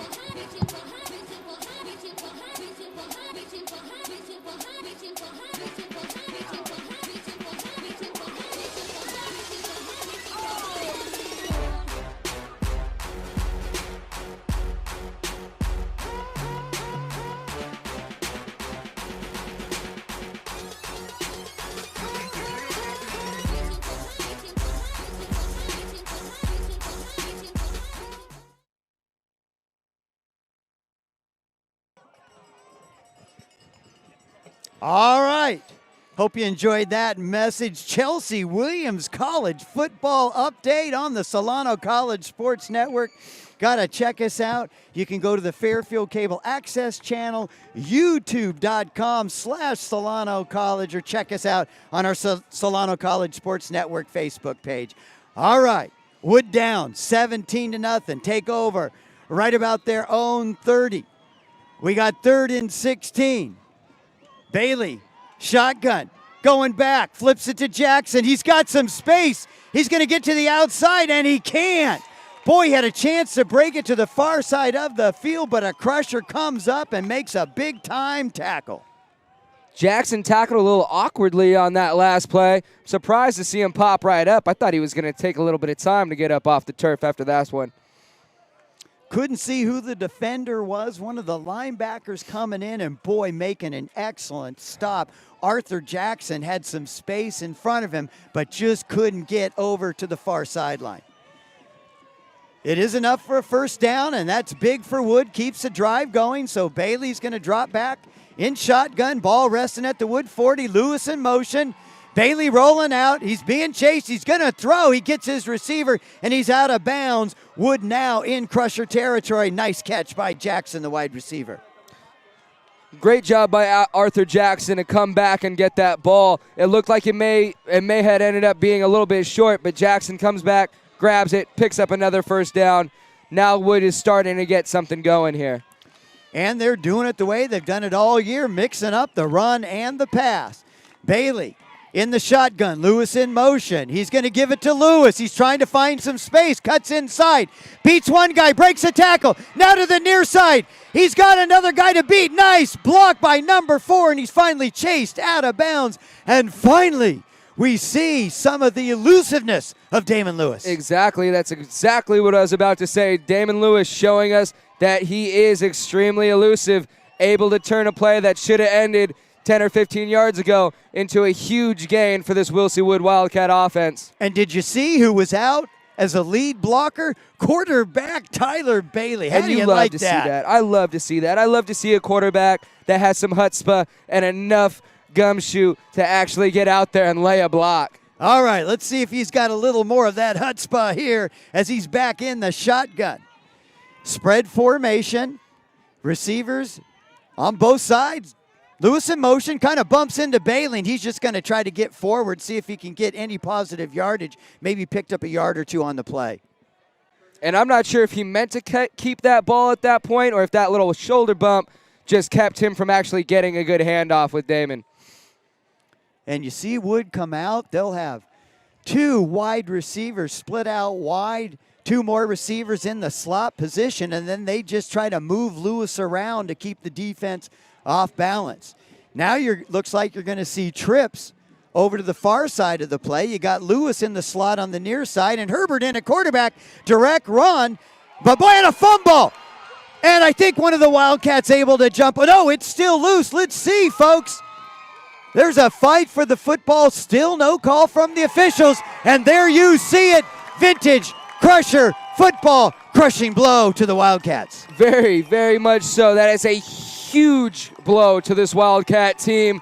I mean, they're already feeling this loss a little bit, or not loss, but what could end up being a big loss for them if they keep, acting like they've already lost this game. Like it already got away from. Like you said, turnover battle. Who wins that's going to win. It's the third turnover that this defense has gotten for their team. And all 3 turnovers from the quarterback position. Horn's going to give it to one of his running backs, and he's going to get to the near side of the field, tries to get past McIver, but nice open field tackle by the little cornerback. And Victor Montanez really being the heart and soul of this run game tonight, picking up big chunks of yards for this Crusher offense. And he and Cavagnero so similar. Of course, Cavagnero 44, Montanez 24. And sometimes, depending on the angle, all you see is that 4. They run so similar. But both those, it doesn't really matter. Give the ball to either one of them. They're going to run hard. They're going to get you as many yards as they possibly can. All right, Horn ready. 2 guys in the backfield. Horn's going to give it to one. Off tackle. I think that's Lum. He's going to fight ahead, maybe pick up 2 yards on the play. Ryan Newell's over there from his defensive end spot to make the tackle. Herbert, who coughed it up, was in there to make the tackle as well. How bad do you think Aaron Herbert wants to cause a fumble, get that ball back? That's got to hurt. He came in for a couple plays while Tyler Bailey was out talking to his coaches, and he comes back in the game and coughs the ball up. You got to feel for the kid. All right, this time Horn gives it to Cavagnero. And boy, nothing fancy about this Crusher offense in the second half. It's just been pretty much off tackle. Off tackle, move the ball forward, not getting big chunks. But they really don't want big chunks. They just want to keep that clock moving. Yeah, big chunks at this point really isn't that important. Just as long as you keep picking up first downs, hold on to that ball, and run this clock out, you really are not, they're not leaving Wood a window to jump back into this game. All right, here we go. Getting down to the 8-minute mark. Things getting a little tighter for the Wildcats. And with every tick, every second that ticks off this clock, that window closes a little bit more for them to potentially get back in this game. But I tell you, boy, the advantage for Will C. Wood, they lost that opening game to American Canyon, and American Canyon, no slouch, one of the top teams in the San Joaquin section. They've run off 7 wins in a row. All right, Horn gives it to Montanez or Cavagnero, and boy, Cavagnero just keeps running, gets it past midfield, carrying Wildcats on his back. I'm pretty sure Cavagnero ran through about 5 or 6 Wildcats on that play. And looking at him, he must have put on some weight throughout this season because he does not look 195 to me. He looks like he sits right around 205, 210, right in between there. Well, maybe they weighed the kid when he was starting out as a sophomore. There we go. Yeah, we'll just transfer the weight over from last year. And watch out for the linebacker, big Anthony Hernandez out there playing guard. I'm interested to see what he can do on this offensive line. All right, Horn set. Gives it to a clean jersey. I know that's not Cavagna there. That's probably Moles. But he picks up a couple of yards. Boy, you get Moles in there. Cavagnero, Montanez, all 3 of those guys run the same. But my question is, David, what's Wood going to do next week when they see the Mewborn twins? If they can't handle Cavagnero and Montanez tonight, I see them having a huge amount of trouble with the Mewborn brothers. We saw a perfect example, an exhibition of their speed last week. David, 6 touchdowns, Daniel, 2.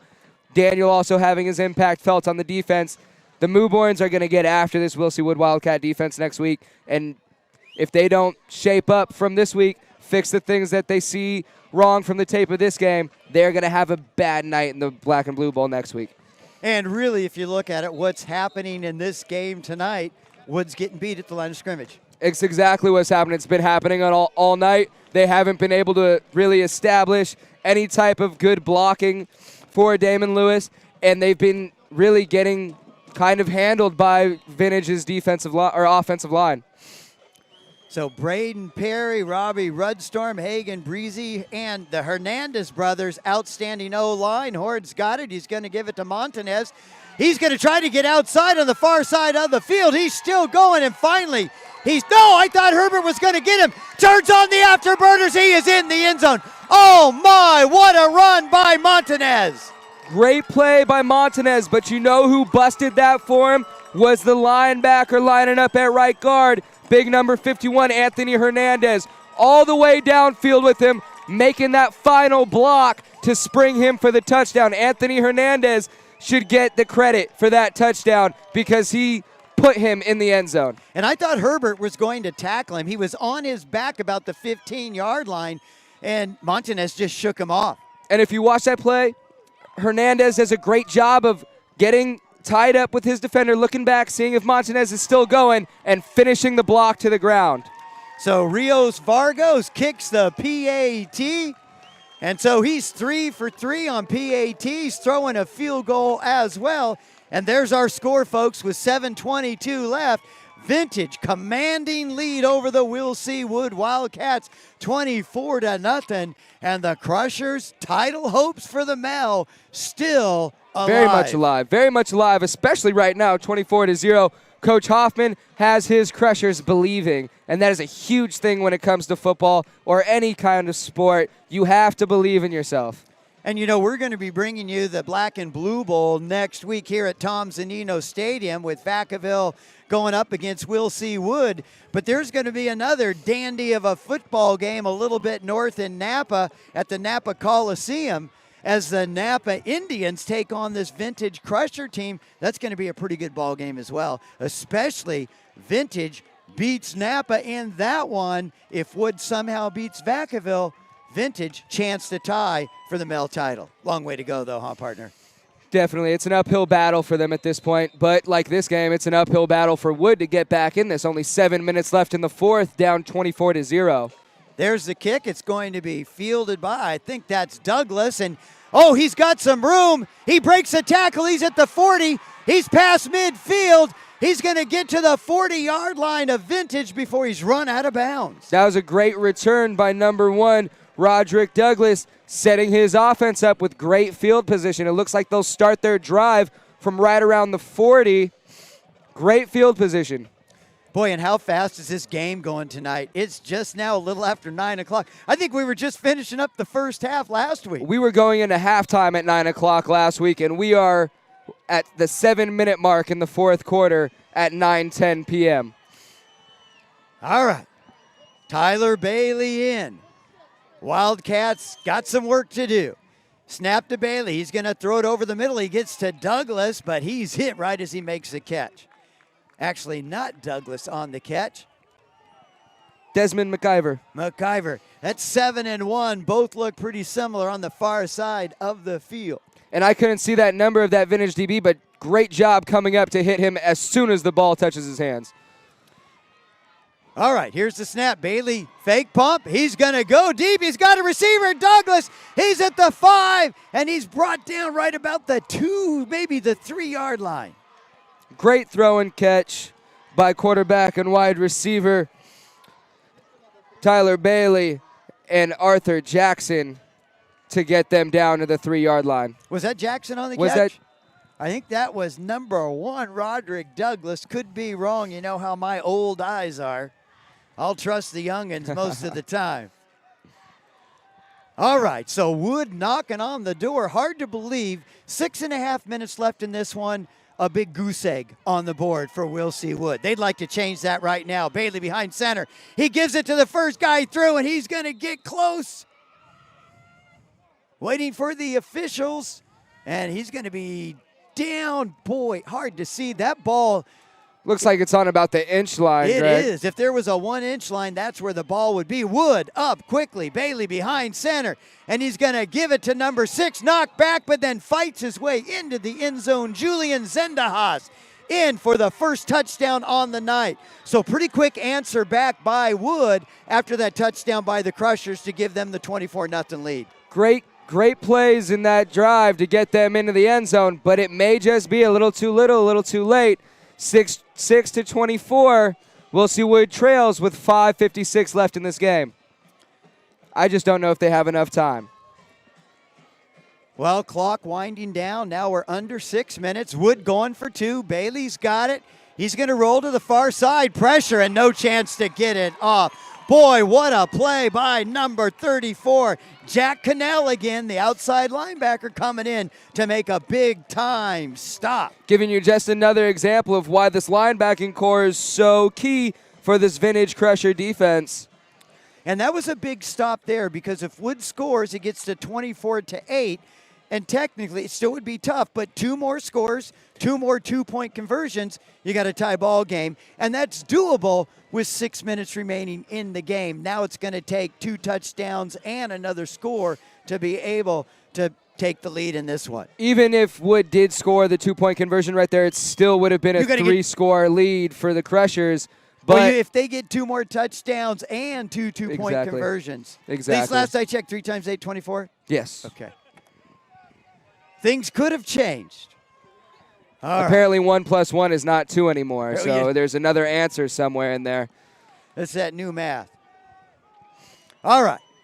Here we go. Let's see if Wood's going to go for the onside kick or if they're going to kick it away and try to play D. They're going to go for the onside kick, but boy, nice play. Right at the front of the line. Let's see who that is. 81's helping him up. And now the kid's number's so tucked up. There he turns around, number 5. Caleb Tremblay. Caleb Tremblay. Showing up all over the field tonight. Well, excellent hands that time. That was a squib kick. Got a favorable bounce, but still, that can bounce off your chest, create Definitely. all kinds of trouble. He's able to secure it and get to the ground. Smart play to go straight to the ground also. You don't want to have a chance of potentially fumbling that ball, especially the big guy, Caleb Tremblay. He is a tight end. Hasn't seen too much action getting the ball tonight, though. All right, so Crushers up to the line of scrimmage, and False Horn's start. going to fake it. Yeah, it's going to be a false start. And it looks like it's going to be a false start on the center. Did you see he twitched with the ball but didn't snap it? That's still going to be a false start call. Boy, I can't remember the NFL game, but I think it was 2 weeks ago. Same thing happened, illegal procedure call on the center, and exactly for the reason you stated, David. And I just don't understand how that happens. You're the center. How do you false start? Okay, 5:54 remaining. Horn set. He's going to give it to Cavagnero. He's going to be stopped behind the line of scrimmage. So finally, one of the Wood defenders getting in there to make the tackle behind the line of scrimmage. That's number 40 in there to make the stop. Number 40 making contact immediately as Joe Cavagnero gets handed the ball. Number 40 is in there to meet him. And you would think at this point, Wood's going to put 8 guys up in the box. You doubt that Horn's going to drop back and pass, get up and stop the run. This time, Montanez trying to get to the outside, and good job by Beal, the cornerback, to drive him out of bounds. And number 2, Ryan Newell, is almost making a great play back there. Just gets tripped up and isn't able to get his hands on him. So quickly, that's going to bring up 3rd down. And, you know, Vintage is doing exactly what they want to do. Wood isn't forcing them to do anything different. If I'm Wood right now, like you said, I put 8 guys in the box and really get after them, blitz them, blitz them, blitz them. Just try to get the ball any way you can because they're not going to throw it. They have 5 minutes left in this game. They're going to run the clock out, keep it on the ground, give it back to Wood because they know that Wood can't score get 3 scores in 5 minutes. I mean, I don't think it's possible. They'd have to score 2 onside kicks, get the ball back, and score off of those onside kicks. Well, that's why they're going to play it out. Let's see what happens. There you see that line shift once again, and the give is the first guy through, probably Cavagnero, and he's going to get it up for a couple yards, but that's not going to be near enough for a first down, and that's going to bring up 4th down. Wood's going to get the ball back here. And I like that line shift because it hasn't been totally predictable. Usually you would expect them to run to the strength if they're going to shift that way, but we've seen them run to the strength and also away from that line shift, so they're keeping Wood's defense guessing even while going to that line shift. Because I've been watching it all night, and I haven't been able to come up with a tendency that they do when they shift that line. So 83 back to punt. That's Trenton Breezy.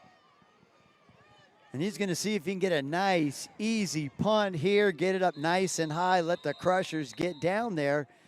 And that's probably going to be Roderick Douglas. or McIver. That's McIver. He's going to be back to receive this one. So another penalty against the Crushers. That's going to back them up 5 yards. And, boy, every yard you can get, that's going to give Equals Wood better field position for this Wilson Wood offense. So McIver, he's going to step up to his own 25. Breezy standing just inside his own 30. Gets the kick away. Short kick. It's going to bounce in front of McIver. He thought about picking it up, thinks about it again, and now he fumbles it and gets on it. McIver just Is that going to be Vintage's ball? No. Yeah, McIver, you need to be a little more decisive. Either go for it and get it, but don't try to make up your mind as the ball's bouncing in front of you. Exactly. That would have been disastrous for Wood. That would have been it. That would have been absolute nails in the coffin, game over. You need to make a decision if you're going to go after that ball or just put up that fair catch sign and say, you know what, we'll take it right here. And he needs to make that decision quicker, not as the ball is landing in front of him. All right, so we'll see Wood. They're going to need some scores and in a hurry. Getting close to the 4-minute mark in the fourth quarter. Bailey in the shotgun, spread formation. He's going to throw it over to Jackson. He's going to make the catch, and rather than getting out of bounds, he goes down just inside the 30. Not going to be enough for a first down. Clock's going to keep running. Arthur Jackson, another one of those sophomores, has had a couple catches tonight, but not able to do much with those receptions. So Bailey in the shotgun again. He's going to throw a little wobbly pass, goes to Douglas, and he's met by a tackler the minute he catches the ball, and no gain on the play. You know, these Napa DBs are doing a great job of coming up quickly to make contact right when these Wilson Wood receivers are catching the ball. Great play by Eric Lum. Big third down. Bailey throws it over the middle. He's got a receiver. That's Newells, makes the catch, and it will be a first down. Now there's a flag. I don't know if that's going to be a late hit piling on. We'll see if that goes against the Crushers. If it does, that's going to put Wood up close to midfield. And so penalty goes against the Crushers. I wasn't sure on the penalty. It looked like one of the Crushers might have got there late. That must have been what it was. I did not see it exactly, but I'll take your word for it, Greg. Well, that's a 15-yarder, so now Wood takes over right about their own 48-yard line. Bailey, he's going to go back to pass. Pressure, throws it. Jackson's got it. He's going to get out of bounds near side of the field right around the 40, and I think that'll be enough for another first down by Wilson Wood. The way Wood keeps warming up in this 5 wide receiver set, this spread offense, I'm surprised they haven't been able to have more success in the air. It doesn't seem like they've gone through the air as much as I would see a usual spread team do. So Bailey finally got his team moving, hoping it's not too late. He's going back. Pressure, gets away from one, breaks another tackle, trying to get to the outside, and nothing doing. Nice play there. I think that was Lum coming up. Is that number 15? Some athletic moves by number 15 for Wood. Eric Lum, one of the defensive backs. Nice play. Boy, Bailey desperately fighting for yards, trying to get at least back to the line of scrimmage, but couldn't do it. Now it's 2nd and 12. Bailey going back. He's going to air this one out for Douglas, and it's going to be just off his fingertips. Douglas kind of stopped for a second. He kind of got hung up with Trozen, the defensive back, and then Bailey let him, tried to accelerate, just couldn't quite get there in time to go up and make a sure two-handed grab. You know, usually I would say the wide receiver should lay out for a ball like that. If you can touch it with your fingertips, you should catch it. But if Jackson would have laid out for that, he would have dove right out of bounds, so it really would not have mattered either way. So big third down now, 3rd and 12. Under 3 minutes remaining. Bailey in the shotgun. He's going to throw this one up. He's got a receiver, but too far. That was probably Desmond McIver, the wide receiver on the far side of the play. No, that's 13. He was going for Lewis. And Damon's fast, but just not fast enough to get to that one. Led him just a little too much. Damon is not a very tall man, so you got to bring a little bit off the ball when throwing to him. So Bailey's struggling with his accuracy tonight. And that was the thing I noticed last year. Chelsea and I did a game between Wood and Vanden. Tyler Bailey, only a 2nd game on the season. You could tell he had the arm, but struggled with his accuracy. Yep. He's got to do Some big passes here with a lot of accuracy if Wood's going to have a chance. Lewis in motion. Bailey throws it and just past Jackson. That's going to go out of bounds. We'll see. Wood's going to turn it over on downs, and they may not see the ball back, David. You know, I doubt that they will get the ball back. All Vintage needs to do is pick up 1 or 2 first downs to run this clock out. And, you know, there's just not enough. There just wasn't enough time left for Wood to get back in this when they started to actually get some things moving on that one drive. They also seemed to lose it after that drive. Just too inconsistent tonight to get anything going. But if you really look at this game, and Wood, second loss of the season, first in the mail, but really the consequences aren't that great. They win next week against Vacaville. Tonight's game, forgotten. Exactly. Horn set. Gave it to the first guy through. Cavagnero still in there toting the rock. Boy, this is a tough kid, isn't he? Cavagnero is surprising me tonight, running very hard. You know, and we didn't have the stats. Vintage doesn't put their offensive stats up on Max Preps, but boy, you just got to think that this Cavagnero and Montanez. I would like to know how many yards they have on the season. I would too, because these guys both, they're just tough, hard running backs. And this offensive line has been outstanding tonight. They have definitely won the battle in the trenches. They were able to do just a little bit more than Wood and got their guys free in space. That was going to be Cavagnero again, and he was probably going to go for 6 on that one. And you look at this Vintage team, just 2 weeks ago, they played here at Tom Zanino Stadium against Vacaville, and the Crushers pretty much crushed in that game, 49-13, but different story tonight. How much does that impact next week's game as far as comparing Vintage against Wood compared to Vacaville beating Vintage so handily? Does that have any impact on Wood going into next week's game against Vacaville? You know, I think if there's going to be any effect, it'll be a hangover from this game. Wood needs to push this out of their minds as soon as possible. Adhere to the 24-hour rule. Whether it's a win or a loss, get over it in 24 hours, get on to the next week. Because if Wood wants to stand a chance against Vacaville, they need to have a short memory.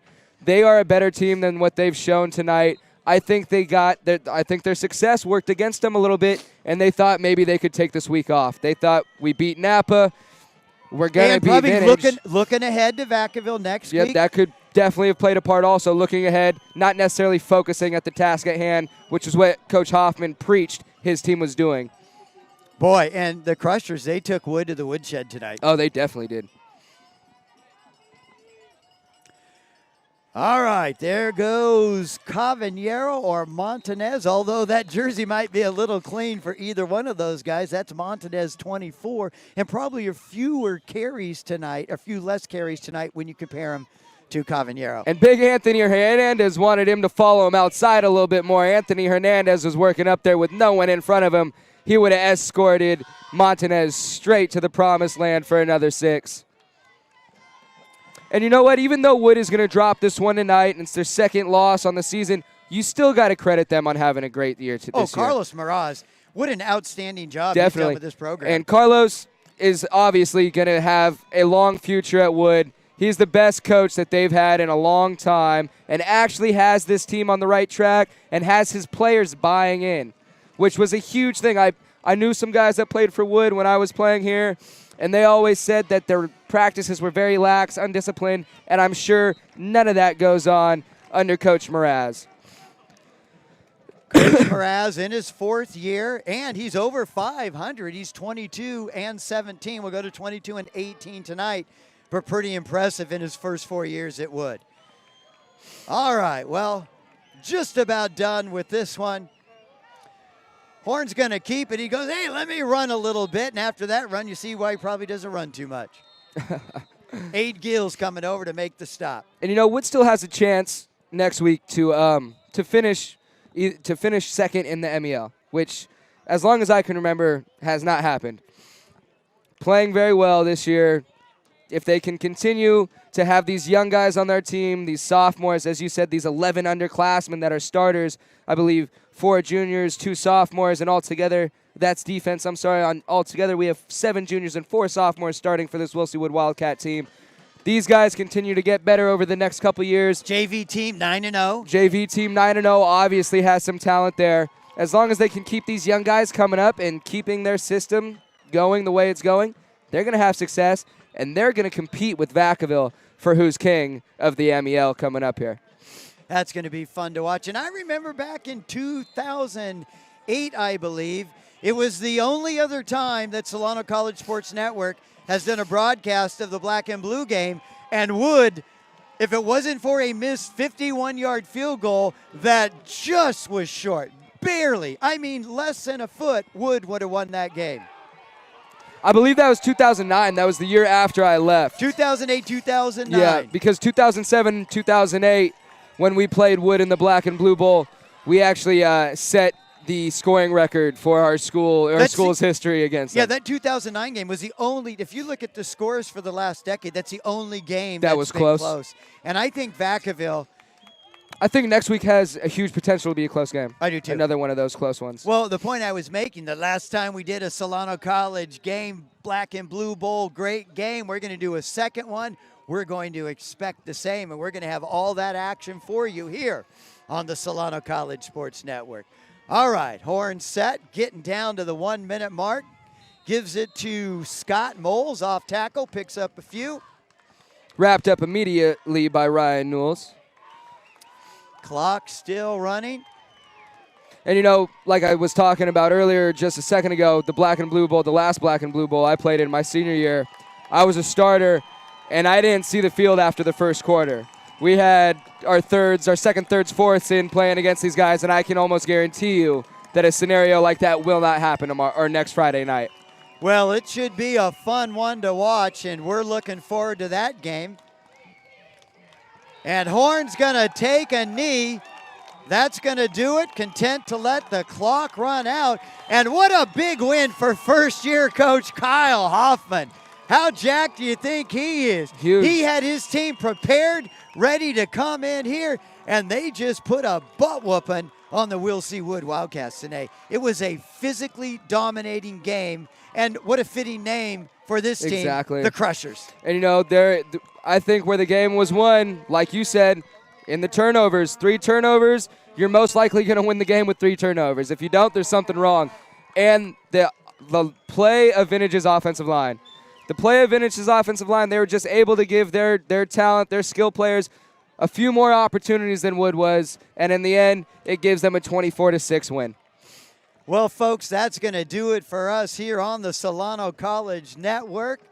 Great job by our crew tonight. Big Mike McLeod running graphics and the board. Chelsea Williams, our executive producer. Want to make sure you catch Chelsea's show, College Football Update. We'll have that for you on our Solano College Sports Network towards the end of the week.